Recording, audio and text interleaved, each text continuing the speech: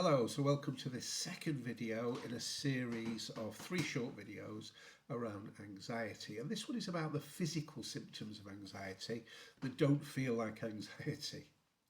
One of the biggest misconceptions about anxiety is that people think anxiety always looks emotional. They imagine panic attacks, worry, racing thoughts.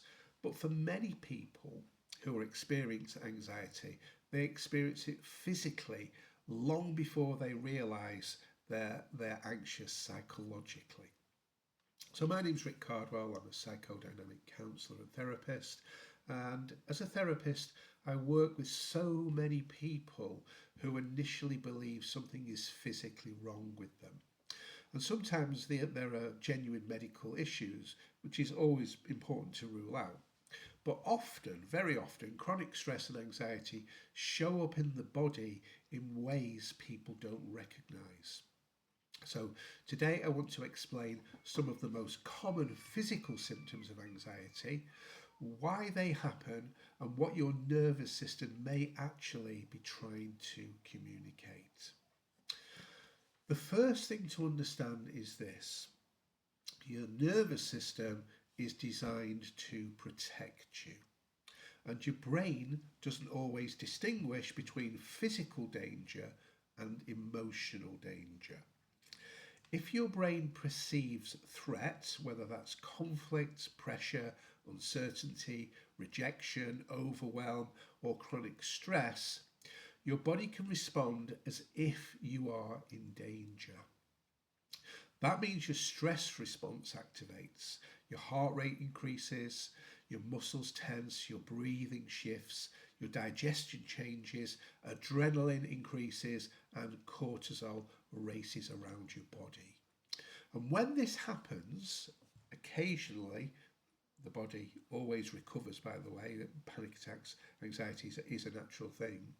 And when this happens occasionally, the body usually recovers.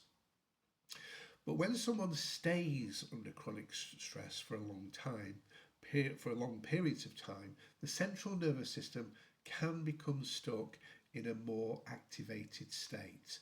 And that's when physical symptoms often begin appearing. Now, one of the most frightening symptoms for people is chest tightness. People often describe a heavy chest, difficulty taking a deep breath, a racing heart, feeling like they can't fully relax. And understandably, this can feel terrifying because the body is responding as though something dangerous is happening. Now, when anxiety activates the fight or flight response, your body prepares for action.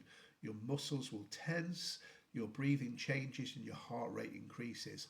And if someone becomes hyper-focused on these sensations, the anxiety will intensify further.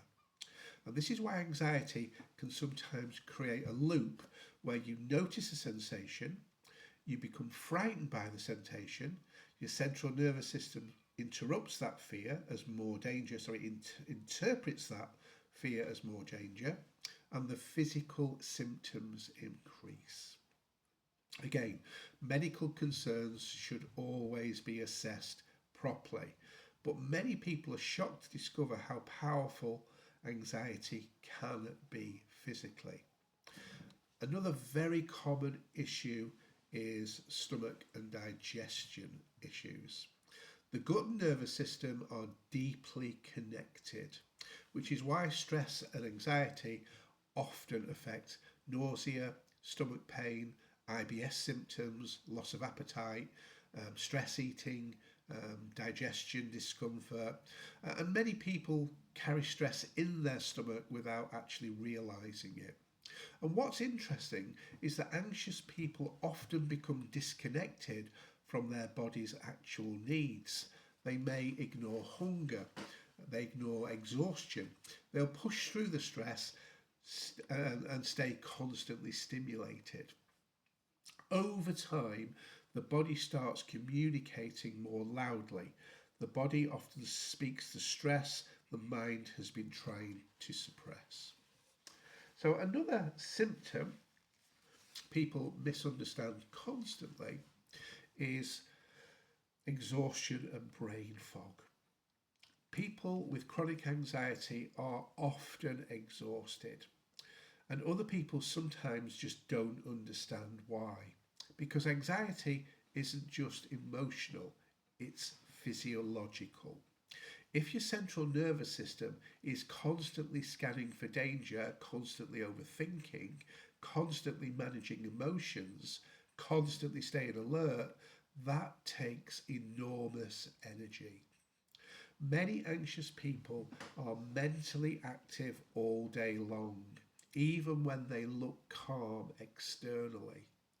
And eventually the body starts slowing down. People describe brain fog, difficulty concentrating, feeling detached, fatigue, even emotional numbness. And sometimes, in fact, I'd say quite often, people will criticize themselves for it. They call themselves lazy, unmotivated, or weak. But exhaustion is often the nervous system saying, I cannot stay in this survival mode forever. Another real common physical sign of stress is tension. Now, how does tension manifest itself? So, jaw clenching, tight shoulders, headaches, muscle pain, restlessness, and absolutely difficulty sleeping. Super common. Many anxious people stay physically braced without actually realizing it. The body is preparing for threat even during ordinary moments, and hypervigilance becomes exhausting. Some people become highly sensitive to noise or emotionally reactive or constantly alert to other people's moods. And over time, the nervous system stops feeling truly rested. So, one of the most important things that I want people to understand is this. You cannot shame your nervous system into calming down. A lot of people respond to anxiety by criticising, and they criticise themselves. Why am I like this? I should be coping better. I need to toughen up. Why don't I just get a grip? But healing usually starts when people stop treating themselves like the enemy. An anxious nervous system doesn't need more punishment. It needs safety, support, regulation, rest, and understanding, and often healthier ways of responding to stress. Now, in the next video, I'm going to explain one of the biggest things that keeps anxiety going, even when people desperately want to stop. We're going to talk about the anxiety cycle, avoidance, overchecking, reassurance, and control, and why the things we do to reduce anxiety short term can actually strengthen it long term.